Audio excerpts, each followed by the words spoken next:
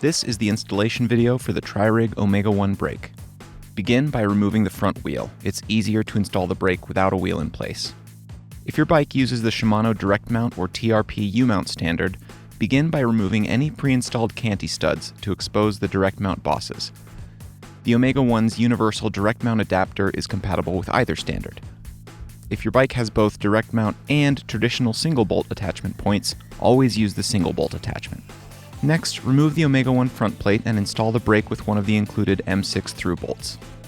Thread the M6 through bolt through the brake, then through one or more serrated washers positioned on the back of the brake. Pinch in place and slide the whole assembly onto the fork. Hold it in place with a 4mm wrench, while you tighten the recessed nut with a 5mm wrench.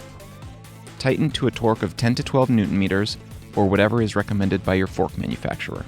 If you're using the direct mount adapter, use the shortest through bolt, and tighten using a 4mm hex wrench to a torque of 7 to 8 Nm. Next, run brake cable housing up to the Omega 1 cable hanger, and run a brake cable through your brake levers and through the Omega 1 wedge. Pull the cable taut using a pair of pliers, and ensure there is no slack in the system. Tighten the center pinch bolt on the wedge to a torque of 4 Nm. Trim the cable, leaving approximately 1 cm of cable below the wedge. You may install a cable tip at this time if you wish, but ensure there is at least 2 to 3 mm between the bottom of the cable or cable tip and the bottom of the Omega 1 back plate arc, to ensure that the cable tip will not contact the front plate. Replace the Omega 1 front plate and reinstall the wheel. Adjust the pad height and pad angle, ensuring it properly contacts the center of your rim's brake track.